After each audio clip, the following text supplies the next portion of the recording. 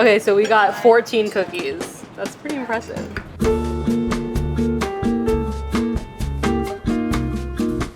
Hey, I'm Zaynab, and today we're going to be making my chewy date and dark chocolate cookies. These cookies are a cross between an oatmeal raisin cookie and a Reese's peanut butter cup and an olive oil cake. There's no butter in the recipe. Instead, the fat in the cookie is tahini and olive oil. Dark chocolate pairs really well with the super sweet and chewy dates. It's just a bougie chocolate chip cookie at the end of the day. First, we're going to start by making the dough for the cookies.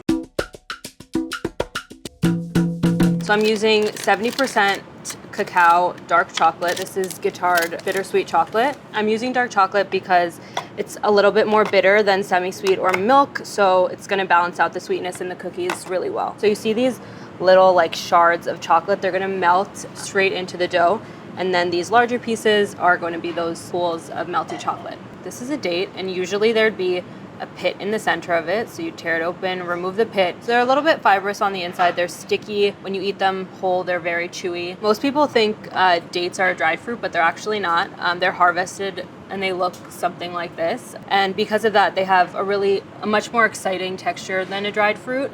There's a little bit more moisture, and that gives it a lot of really nice chew. So I'm gonna quarter 4 of them, and these are gonna go on top of the cookie at the end. And then for the rest of them, I'm gonna chop them up into little 1/4-inch pieces. They're gonna sort of melt into the dough, create that chewy texture that we really want. I'm gonna prep the dry ingredients. So I'm gonna start with all-purpose flour. I'm measuring this using a scale. I'm looking for 2 1/4 cups, which is equal to 280 grams. Now I'm gonna add 1 teaspoon of baking soda. This is not only going to help the cookies spread, but also promote browning in the oven. And then I'm going in with 1 teaspoon of kosher salt. You always need salt in baked goods. It just helps balance out all the sweetness and enhance all the other flavors. And then this is cornstarch. Cornstarch is one of those secret ingredients in these cookies. It softens the dough because it's going to compete with the flour for moisture in the dough, basically weaken the protein strands in the gluten. It's just an insurance policy. I'm just gonna whisk that together to distribute the leavener and the salt and the cornstarch. Okay, and then I can set that aside. I'm also gonna weigh out the wet ingredients. So I'm gonna start with the olive oil. So I tested the recipe with this brand. It's California Olive Ranch. It's great for all-purpose cooking. It's got a nice flavor. I really like the Mighty Sesame Co.'s tahini because I can just shake the bottle to make sure everything is nice and homogeneous, and then easily just measure it out.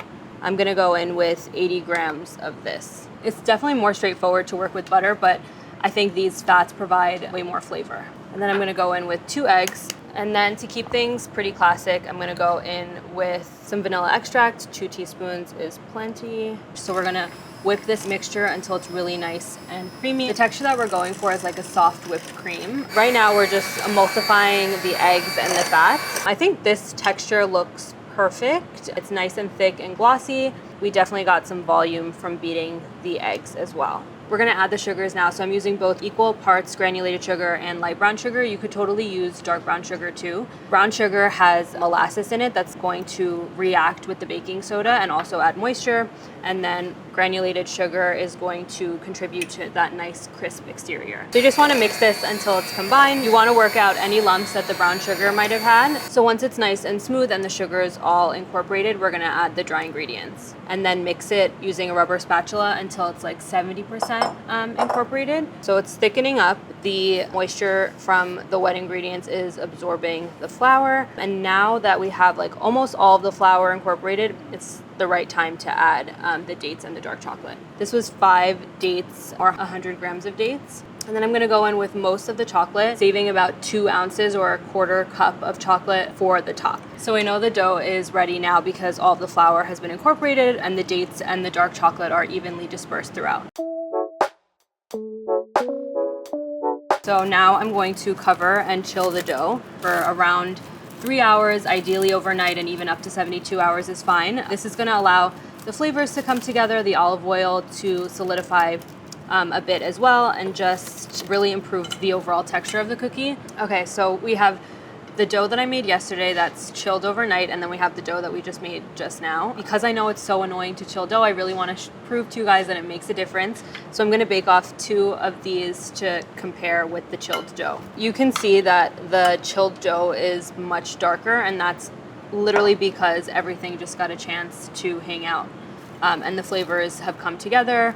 I'm super excited because this looks right. So I'm using a 3-ounce ice cream scoop to portion out the dough. Using an ice cream scoop is the easiest way to get nice and round cookies. Now I'm gonna scoop the chilled dough onto 2 parchment-lined baking sheets. So you wanna put them about 3 inches apart and staggered on the baking sheet so that when they spread, they don't touch each other. The goal is crispy edges and exterior and super chewy, almost molten interior. Right before baking, I like to top each cookie with a piece of date. You can just like press it on to adhere it. In the oven, the dates get nice and chewy and caramelized, which adds a really nice bite to the final cookie. Now I'm gonna go in with that reserved chocolate and put like a piece or 2 on top of each cookie. Putting chocolate and dates on top of the cookie will not only let people know what they're eating, but it's also gonna make the cookies look a little bit more interesting. And then the last and most important thing going on these cookies is flaky salt. I know flaky salt always feels super extra, but I'm not just doing it for aesthetic purposes. The salt is going to balance out all of those super sweet flavors happening. If you can't get your hands on flaky salt, I would highly recommend adding another 3/4 teaspoon of salt or even a teaspoon of salt into the dough. If you skip out on the salt, they could just be like overwhelmingly sweet and they'll lack that balance that makes me love these cookies so much. So these are ready to go into a 375-degree oven for like 15 minutes. That's pretty high for a cookie, but it's only because we want the crust to set before the fats get a chance to melt so that they get a nice lift to them too. And that's gonna create a really chewy interior.